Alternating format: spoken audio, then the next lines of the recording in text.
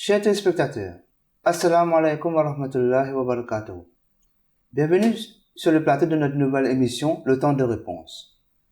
Cette émission a pour but de répondre aux interrogations sur l'existence de Dieu. Qui est ce Dieu? Est-ce qu'il existe vraiment? Est-ce que la science contredit la foi en Dieu? Comment peut-on croire quelque chose qu'on ne voit pas? Pour répondre à ces questions, je souhaite la bienvenue à nos deux missionnaires, Moulabi Shaim Saeb et Moulabi Kashif Saeb. Assalamu alaikum wa rahmatullahi wa barakatuh. Wa alaikum salam wa rahmatullah. Comme on peut constater, les gens ont de diverses opinions sur l'existence de Dieu. Avant de parler sur l'existence de Dieu, il nous faut une définition de Dieu. Donc, qui est ce Dieu? Et comment le définir?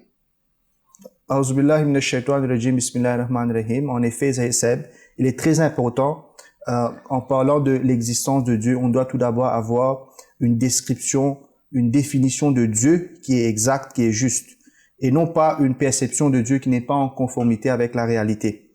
De nos jours, malheureusement, il y a des milliers de personnes qui ont des idées erronées ou une notion inexacte par rapport à la personne de Dieu, à l'être de Dieu. Et quand ces gens-là découvrent des failles ou des imperfections dans l'être qu'ils ont en tête, ils en tirent la conclusion que Dieu n'existe pas. Donc, cette définition erronée de Dieu pousse bien souvent les gens vers l'athéisme.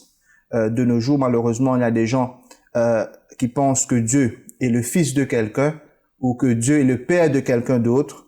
Il y a des gens qui pensent que Dieu n'a pas la capacité, n'est pas en mesure de pardonner les péchés de l'humanité. Il y a des gens qui pensent que Dieu n'est pas le créateur de la matière qui nous entoure. Donc, toutes ces idées erronées, ces notions erronées, poussent les gens à renier l'existence même de Dieu. Donc, c'est bien de dire que au début, on doit avoir une définition, une idée de Dieu qui est exacte. En effet, ces gens-là, ils ont imaginé un Dieu qui n'est pas réel. Mais Dieu existe bel et bien. Et on doit le reconnaître à sa juste valeur. Le Saint-Coran nous dit à ce propos que le fait de ne pas pouvoir reconnaître Dieu à sa juste valeur, ça peut pousser les gens à renier même l'existence de Dieu. Le Saint-Coran nous dit, dans le surah Az-Zumar, le chapitre 68, Auzubillahi minash shaitanir rajim, wa ma qadarullaha haqqa qadrihi. Et ils n'estiment pas, ils n'ont pas estimé Allah comme il se doit, à sa juste valeur. Et à la fin de ce verset, Allah nous dit, Subhanahu wa ta'ala amma yushrikun.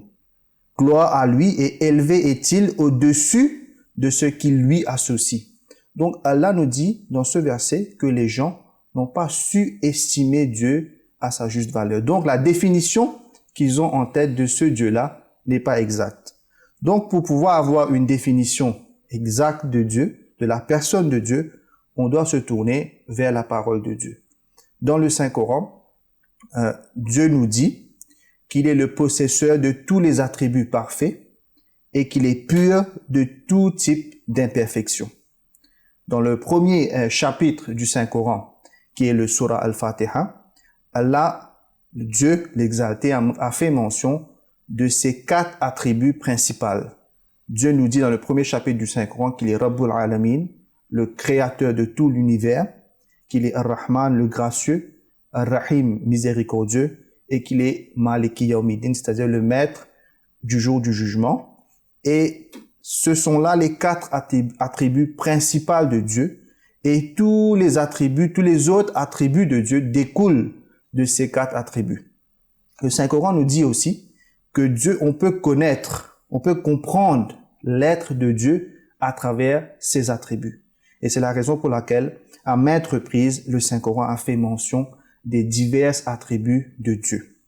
À titre d'exemple, dans le surah Al-Ikhlas, parmi les derniers chapitres du Saint-Coran, Dieu nous donne une description de sa personne. Dieu nous dit, « Qul huwallahu ahad » dit, il est Allah l'unique. Allahu samad, Allah l'indépendant, celui qui tout supplie. Lam yalid wa lam yulad, il n'engendre pas, ni n'est-il engendré. Donc, il n'est pas le père de quiconque, ni est-il le fils de quiconque. Wa lam yakul lahu kufuwan ahad, et il n'y a nul semblable à lui. Donc, dans ces quatre ou cinq versets du Saint-Coran, Allah nous donne une description de la personne de Dieu. Et il se décrit comme unique, ayant toutes les qualités, qui est parfait, invisible, infini, immatériel, omniscient. Et il est indépendant de sa création. Donc, voici en quelques mots la définition de Dieu que nous présente Dieu lui-même dans les versets coraniques. Jazakallah Shamim Seb pour cette très belle définition sur la personne de Dieu. Il y a aussi une critique très courante sur les enseignements supposément venant de Dieu, qui sont en contradiction avec la science. Comment expliquer cela? Assalamu alaikum wa rahmatullah. Tout d'abord, on doit définir c'est quoi les enseignements de Dieu. Ici, quand on parle d'enseignement en contradiction avec la science, il faut savoir que Dieu ne peut jamais révéler des enseignements qui sont contradictoires à la réalité. Donc, quand on parle d'enseignement, c'est les enseignements de ce Dieu qu'on vient de définir au début. Et ce Dieu-là, Dieu l'unique, il a révélé ses enseignements dans chaque époque et vers chaque peuple, dans toutes les régions du monde, à travers ses messagers.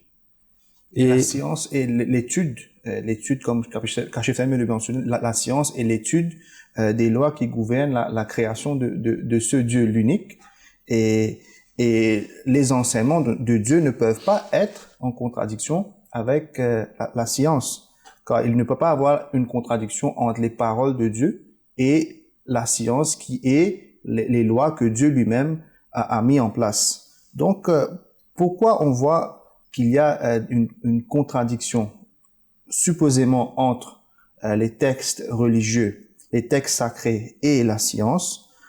Premièrement, Zahir Seb, on doit toujours garder en vue que malheureusement, la plupart des textes sacrés qui sont à notre disposition aujourd'hui n'ont pas été préservés dans leur forme originale. Comme ils furent révélés par Dieu des milliers d'années de cela, par l'entremise des différents messagers que Dieu a envoyés. Donc, au fil du temps, l'homme a malheureusement falsifié certains versets de ces écritures sacrées. La Bible, comme une illustration, c'est un fait qui est confirmé même par les experts chrétiens, que malheureusement, la Bible que nous avons aujourd'hui n'était pas la Bible qui a été révélée 2000 ans, 3000 ans de cela à des messagers de Dieu. Par contre, le Saint-Coran a été préservé dans sa forme originale, et c'est un fait qui est confirmé même par les plus virulents critiques de l'islam, parce que Allah Ta'ala, Dieu l'exalté, avait promis aux musulmans qu'il va préserver le texte du Saint-Coran. Allah nous dit dans le Saint-Coran, dans le chapitre 10, le verset 10 du chapitre Al-Hijr, que inna nahnu nazzalna dhikra wa inna lahu lahafidhun. En vérité, nous avons nous-mêmes envoyé cette exhortation, c'est-à-dire le Saint-Coran, et assurément, nous en serons le gardien. Donc, le Coran n'a pas été falsifié par l'homme. Cependant, même si le Coran n'a pas été falsifié, certains de ces versets ont été mal compris, mal interprétés par les gens, et qui nous donnent cette impression qu'il y a des versets qui sont à l'encontre de la science. Donc, si on parle de contradiction des versets des différents livres sacrés par rapport à la science, il y a deux choses qu'on doit garder en tête. Premièrement, il y a beaucoup de ces livres qui ont été falsifiés, qui ne sont plus dans leur état tel qu'ils furent révélés des années de cela. Et deuxièmement, il y a aussi des versets qui ont été mal compris, mal interprétés par les gens. Par exemple, les théories dites créationnistes sont au cœur d'un débat sanglant entre la science et la religion. On nous fait croire que c'est impossible de croire en la création comme définie par la religion et en même temps de respecter la science. Et la majorité de ceux qui présentent des théories créationnistes, y compris les musulmans et les chrétiens et autres, ils rejettent les théories scientifiques. Mais la communauté islamique Ahmadiyya vous informe qu'on peut croire en Dieu tout en croyant, tout en respectant la science et qu'il n'y a pas de contradiction entre les deux.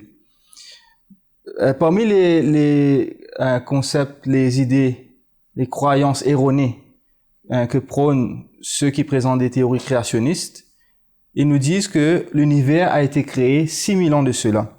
La majorité des chrétiens et des musulmans nous disent cela. La science a démontré clairement et catégoriquement que c'est faux. La Terre est vieille d'à peu près 4,5 milliards d'années. C'est beaucoup plus que 6000 ans. Exactement. Et l'univers est vieux d'à peu près 13,8 milliards d'années. Les estimations peuvent changer légèrement à mesure que notre science, que notre technologie avance, mais c'est définitif que la création n'a pas commencé 6000 ans de cela. Et beaucoup de musulmans aussi ont commis cette erreur. Nous, les Ahmadis, nous croyons dans la théorie du Big Bang. Et c'est Dieu qui nous en a informés dans le Saint-Coran, où Dieu nous dit que l'univers était une masse fermée et obscure, et Dieu l'a fait exploser. Donc, c'est une mauvaise interprétation du Saint-Coran qui a fait que beaucoup de musulmans pensent que l'univers a été créé 6000 ans de cela. Tout ça, c'est dit dans le Coran. Exactement. Et on nous dit aussi que l'homme, et ceux qui prônent les théories créationnistes, ils nous disent que l'homme est apparu 6000 ans de cela et d'un seul coup. Et il possédait déjà toutes les caractéristiques que nous possédons aujourd'hui. Dont nous ne croyons pas, parce que nous croyons l'évolution. Exactement. Nous ne croyons pas que l'humain a été créé 6000 ans de cela et est apparu d'un seul coup, parce que Dieu nous parle de l'évolution dans le Saint-Coran. Et on va en parler encore après. Et ces gens-là, ils nous disent aussi que l'univers a été créé en 6 jours, littéralement. Et la Bible, comme le Coran, nous parle de 6 jours. Dans la Bible, dès le 3e verset de la Genèse, Dieu a créé le jour et la nuit, limitant ainsi un jour à 24 heures. Et dans le Saint-Coran, par contre, Dieu utilise le mot « yawm » qu'on traduit comme « jour », mais dans le Coran même, Dieu nous explique que « yawm » peut signifier 1000 ans, ou même 50 000 ans, ou même plus que ça. Donc, nous, on ne connaît pas la vraie valeur. C'est beaucoup plus que 24 heures. Exactement. Ça peut être très longtemps. Donc, c'est clair dans le Saint-Coran que 6 jours n'est pas égal à 6 fois 24 heures pour Dieu. Exactement. Si certains musulmans croient toujours que la création a duré 6 jours littéralement, c'est qu'ils ont mal interprété, ils ont mal compris le Saint-Coran. Donc, les contradictions qu'on voit, les supposées contradictions qu'on voit entre les textes sacrés et la science, c'est en raison des interpolations ou, comme Kashif Seb vient de mentionner, il y a des versets du Coran comme le mot jour, le mot yawm qui a été mal compris par les musulmans, qui sont mal interprétés, et cela pousse aux musulmans de croire que les textes, les versets coraniques sont à l'encontre de la science. Mais Seb, quand on parle de contradiction entre la science et la religion, on doit aussi toujours garder en vue que la science elle-même se contredit. Parce que les lois scientifiques évoluent constamment au fur et à mesure que il y a des recherches plus poussées, plus avancées qui sont faites, et des scientifiques font des nouvelles découvertes. À travers la technologie Exactement, aussi. la technologie qui progresse. Et ces nouvelles découvertes remettent en question les lois qui étaient supposément établies. À titre d'exemple, au XVIIe siècle, 300 ans de cela, tous les scientifiques étaient d'avis que la Terre est le centre de notre système solaire. Ce n'est qu'au début du XVIIe siècle que, avec des nouvelles découvertes, la publication des recherches de Nicolas Copernicus, c'est lui qui est venu avec cette idée, et graduellement aussi la communauté des scientifiques ont accepté cette idée que non, en effet, la Terre n'est pas au milieu de notre système solaire, c'est bel et bien le Soleil qui est au milieu du système. Pour vous dire que 400 ans de cela, la science nous disait que la Terre était au milieu de notre système. Et ensuite, graduellement, cette science-là, même les faits qui étaient considérés comme établis, irréfutables, cette science-là a changé. On a compris que c'est pas les mêmes données qui étaient données à tant d'années avant. Tout simplement, on dit que si vous dites que la science est en contradiction avec la religion, mais on voit que cette science en elle-même, elle se contredit, elle évolue avec le passage du temps. En 1905, le très fameux Albert Einstein est venu avec différentes recherches qui a remis en question toute notre compréhension de l'univers. À titre d'exemple, il a reçu le prix Nobel de physique en 1921 pour ses recherches sur la lumière, les particules qui constituent la lumière, et il est venu avec cette idée que la lumière est constituée des photons et non pas une seule rayon. C'était quelque chose qui était, avant Einstein, quelque chose qui était considéré comme irrationnel, comme illogique, comme contradictoire à la science. Et aussi la théorie de relativité que Einstein a présentée, c'est quelque chose qui est venu remettre en question tous les faits établis de la science. Et c'est 100 ans de cela, 1905. Donc, pour vous dire que la science en elle-même est quelque chose qui est en évolution permanente, constante. Hazrat Mirza Ghulam Ahmad, alayhi salam, le fondateur de la communauté musulmane Ahmadiyya, il nous explique cela. Il dit que si vous dites que la religion est en contradiction avec la science, vous devez tout d'abord définir c'est quoi la science. Est-ce que les lois de la science est quelque chose qui est inchangé, qui ne va pas changer dans le futur?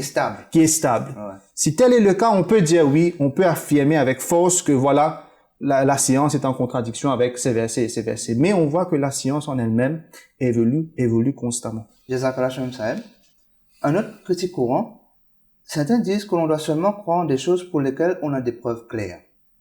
Or, concernant Dieu, ils disent qu'on n'a pas ou très peu d'évidence. Comment répondre à cela? Les athées disent que si nous passons notre vie à adorer, aimer et craindre Dieu, la logique demande que son existence soit au moins aussi bien établie que nos théories scientifiques. Les expériences personnelles ne font pas l'affaire. On a besoin de preuves claires.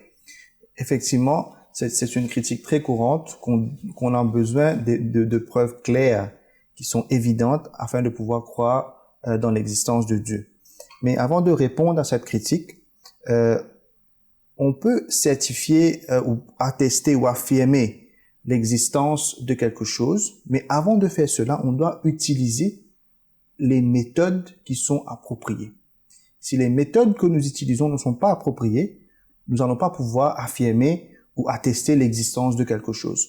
À titre d'exemple, Dieu nous a donné nos 5 sens qui sont là pour nous permettre de détecter l'existence des choses matérielles qui existent autour de notre environnement. Exact, de percevoir, de connaître notre environnement.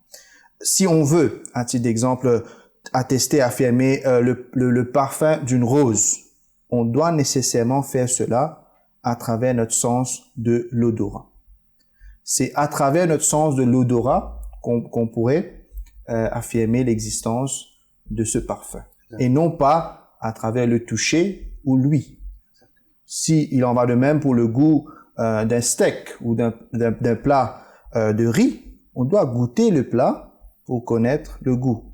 Et cela ne peut pas se faire à travers la vue ou l'odorat. Donc, pour vous dire que concernant les 5 sens qu'Allah Ta'ala nous a donnés, on doit utiliser les sens appropriés pour pouvoir affirmer, attester l'existence de quelque chose. Il faut utiliser à bon escient. Exactement. Et pas seulement nos sens, mais aussi les instruments scientifiques qui ont été inventés. On doit utiliser convenablement ces instruments afin d'avoir des résultats qui sont positifs. Par exemple, si on veut, il y a des instruments qui ont été inventés pour détecter ou collecter des données ou d'autres indications. À titre d'exemple, un thermomètre. On utilise un thermomètre pour connaître, pour détecter la température de quelque chose. Et on ne peut pas utiliser ce même thermomètre pour mesurer la vitesse du vent, parce que le thermomètre n'a pas été inventé, ce n'est pas approprié pour cela.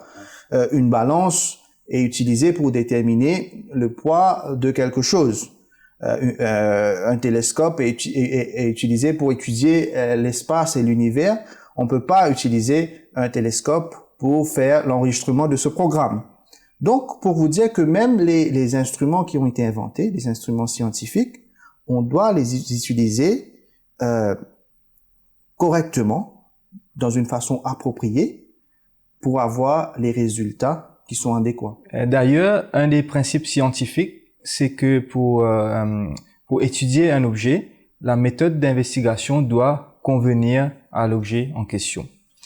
Insister sur l'observation physique pour déterminer l'existence de Dieu n'est pas rationnel, car nos sens sont déficients et nous savons déjà que nos 5 sens peuvent parfois nous tromper. Ceux qui regardent un tour de magie, par exemple, est-ce qu'ils croient vraiment que le tour est réel? Et combien de fois nous sommes trompés par nos yeux ou nos oreilles? On nous pose des questions. Nous sommes trompés par nos yeux et nos oreilles. Les illusions sont tout autour de nous. On pourrait penser que si on avait une preuve directe, par exemple, que l'on voyait ou qu'on entendait tous, par exemple, si Dieu annonçait d'une voix puissante dans l'espace et l'humanité entière puisse entendre, et Dieu annonçait que c'est lui, Dieu Tout-Puissant, créateur de l'univers. Tout le monde va y croire. Tout le monde aurait cru en lui, n'est-ce pas? Mais non. Ceux qui refusent de croire en l'existence de Dieu trouveraient toujours une excuse. Le scientifique de renom, Richard Dawkins, en est l'exemple parfait. Quand on l'a demandé que faudrait-il pour le convaincre que Dieu existe, il a répondu, et je cite, « Je disais que ce serait très simple, ce serait la seconde venue de Jésus, ou une grande voix grave disant « Je suis Dieu ». Mais j'étais persuadé, Dawkins dit, j'étais persuadé que même s'il y avait cette voix retentissante dans la seconde venue avec les nuages de gloire, l'explication probable est que c'est une hallucination ou un tour de passe-passe de David Copperfield. C'est un magicien renommé. Pour Alors, lui, il va jamais y croire. Même si les preuves sont là, il va croire que c'est une illusion, Exactement. que ses sens sont en train de le décevoir. Et alors, le journaliste a demandé, mais alors qu'est-ce qui vous persuaderait que Dieu existe? Et il a dit, eh ben, je commence à penser que rien ne le ferait. Ce qui est en quelque sorte contre-courant, contre les principes, car j'ai toujours accepté superficiellement l'idée qu'un scientifique devrait changer d'avis lorsque des preuves sont fournies. Donc là, clairement, il va à l'encontre de ce principe scientifique. Donc là, Dawkins, il a caractérisé la mentalité des nouveaux athées. Ils ne croiront pas en Dieu, car pour eux, Dieu ne peut pas exister. Et leur rejet émotionnel de Dieu les empêche de prendre en compte les preuves. Nous le voyons déjà avec les rejets absurdes d'un dessein divin évident qu'on trouve dans le réglage minutieux de l'univers et dans l'origine de la vie. C'est clair qu'il n'y a que Dieu qui a pu, il y a une intelligence qui a commencé tout ça. Et Dieu se réfère à cet état d'esprit, c'est-à-dire, même s'ils trouvent des preuves claires physiques, ils vont toujours tirer des excuses, ils vont dire que ce sont des illusions. Et Dieu se réfère à ça dans le Saint-Coran quand il dit, dans chapitre 15, verset 16, « Et même si nous leur ouvrions une porte du ciel et qu'ils commençaient à y monter, ils diraient sûrement, « Seuls nos yeux sont étourdis, nous sommes plutôt un peuple ensorcelé. » Donc, nos 5 sens sont limités. Et de toute façon, nous savons déjà que nos sens peuvent nous tromper. Le Coran avait déjà prédit qu'il y aura des gens, même avec toutes les preuves, ils ne vont pas y croire. Exactement. Donc, faire l'expérience de Dieu à travers ses sens ne serait pas convaincant pour ceux qui ne croient pas en lui.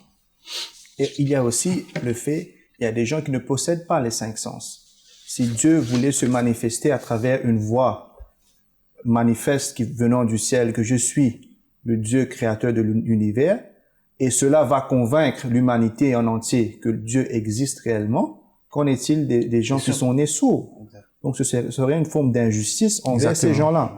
La même chose pour si Dieu se manifeste physiquement à travers une lumière ou une couleur, qu'en est-il des gens qui sont aveugles? Exactement. Donc on voit que nos 5 sens, à travers nos 5 sens, cela n'est pas suffisant pour nous convaincre que Dieu, exactement, nos 5 sens sont limités. On a parlé des 5 sens. Mais qu'en est-il de nos instruments, les nouvelles technologies? Ils pourraient peut-être aider à détecter l'existence de Dieu. Nos instruments les plus sophistiqués sont aussi limités. Nous croyons tous dans nos émotions, nos sentiments. Par exemple, la colère, l'amour, la joie. Mais qui peut mesurer ces choses-là?